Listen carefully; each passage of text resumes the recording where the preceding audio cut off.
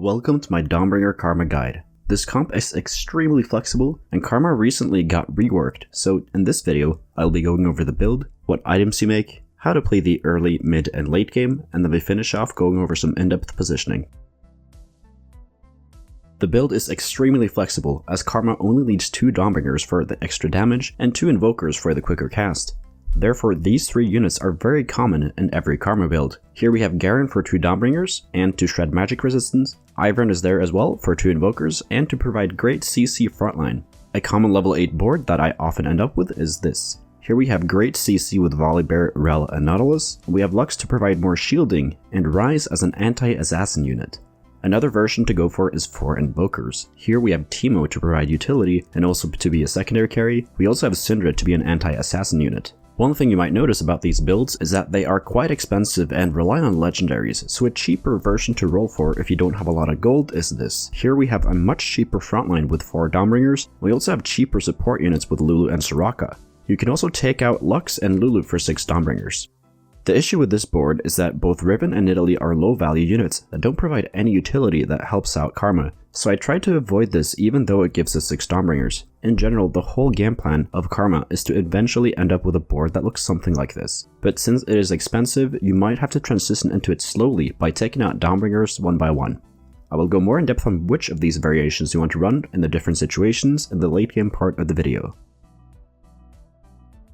Karma is our primary carry, so we prioritize making items for her first. She has one core item, and that is a mana generating item. You can build either blue buff, Spear of Sojin, or Shadow blue buff. All of these get Karma to her permacasting state in about 5 autos most of the time. Therefore, all of these work fine, and you make whichever one of these you can.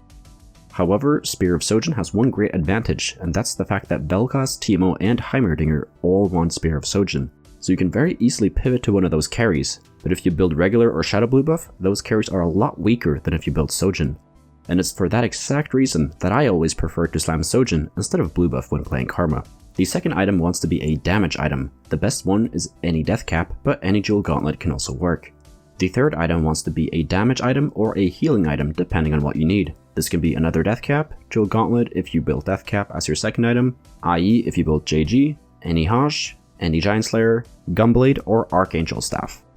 After we have built Karma items, we can either itemize a secondary carry like Teemo or Heimerdinger, or we can itemize our tanks if we need more frontline. Teemo and Heimerdinger want the same items as Karma, but they always want Spear of Sojin as their mana generating item. The carousel priority for this comp is Rod, Belt, Tier, then Glove. Rod is first pick as we usually want 3 rods, Belt is second because there is a ton of great early game items and mid game items that synergize well with the Dawnbringer trait, and the Tier is third pick usually because we only need 1 Tier for Karma. Since this comp revolves mostly around 4 and 5 cost units, we can play any opener we want to, and then just transition into Karma later. But the best opener for this comp by far is Lissandra carry with either Coven or Brawler frontline. And some other great options are 3 Hellion with Ziggs as the carry, and Kha'Zix with Brawler frontline. Once we have found our comp, we need to make items, and as a general rule, we want to make an item if we have 4 or more components. Some good items to build early game that transition well into Karma late game are any Bramble Vest, any Declaw, Shadow GA, Shadow Hosh, JG, any Death Cap, Spear of Sojin, any Thieves Gloves, or any Warmogs. Your early game strategy will depend a lot on how good your opener is. In some games you play for a loss streak, and in some games you play for a win streak. If you want to learn more about how to play the early game, check out my guide where I go in depth on the subject.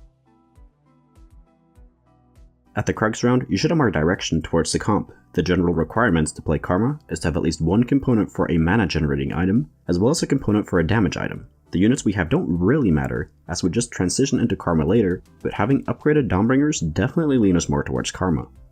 During the mid game, you always want to hold Karma if you're not playing her, and you want to hold the other units as well if you don't lose eco for holding them. If you're weak in the mid game, typically around 70 to 60 HP and loss streaking, one option is to roll at level 6 to stabilize. We do this to make sure we're able to go level 8 later in the game. How much you roll depends on how strong the lobby is, but try not to go below 20 gold. Some good boards to stabilize with at level 6 are 3 Coven with either Soraka or Lissandra as the item carrier, 5 Hellion with Ziggs or Brand as the item carrier, Assassins with Katarina as the item carrier, 4 Dawnbringer with either Soraka or Yasuo as the item carrier, or 4 Nightbringers with Yasuo as the item carrier. The other option is to keep your loss streak and then level to 7 on stage 3, 5, and all in, meaning you roll until you're stable, which often leads you to roll close to 0 gold. You are generally looking to stabilize off of Karma 1-star and then build a board around her. What you end up with will be different every game, but it wants to look something like this. This strategy is very risky. You will have a lot of gold, but you will also be very low on HP. So to pull this off properly, you need to be very fast at rolling, while also being able to play flexible with the units you pick up. Therefore, I do not recommend you pull off this strategy if you are a newer player. During the mid game, it is also important to scout. You want to look at people's items, units, synergies, and what comp they're going for. We do this to make sure we can optimize our late game build, and another important reason is so that we can see how many other people are playing Karma. This comp can support 2 to 3 players at max, so if you see more than that going for it, consider pivoting to another comp like Vel'Koz or Mordekaiser carry. At the Wolves round, you want to be level 7, and from here you have 2 different options. You either roll at level 7, or you go for a fast 8. In general, you always want to roll at the highest level possible when playing this comp, so going fast 8 is always preferred. The games where you roll at 7 are when you are 70 to 60 HP or lower, you are loss streaking, or if a lot of the other players are rolling down here as well. When rolling down on level 7 on 4-1, it is very similar to rolling down on 3-5. You want to stabilize with a board that looks something like this.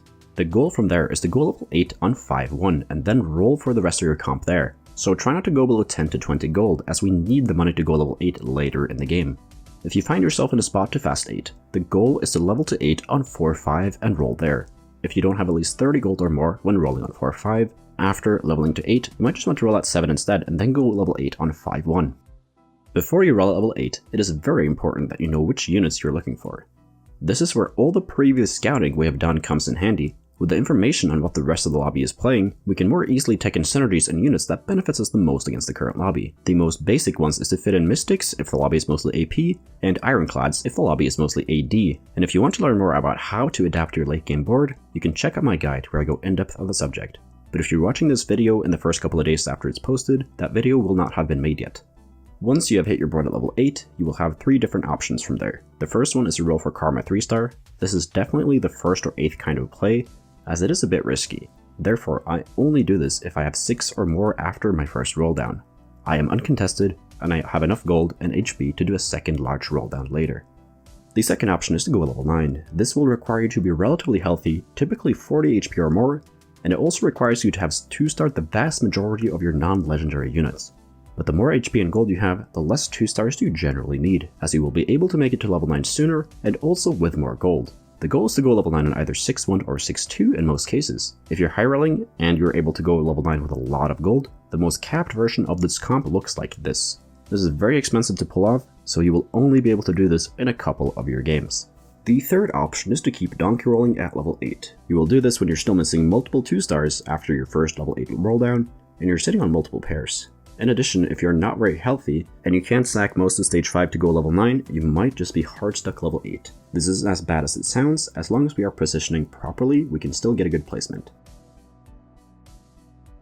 General positioning looks like this. Here we have Volibear on the outskirts so that he casts quicker and also ults the corners. Rel is next to him so that she shields Karma. Garen is in the middle to shred as much magic resistance as possible. Karma is between Rise and Lux to get the most protection possible. Karma's targeting is random, so we can't do anything to make her target a specific unit, so the only thing we can do is to keep her safe through positioning. Against the first guy, the big threat is Lysandra. We have Volibear far left to stun the entire enemy team.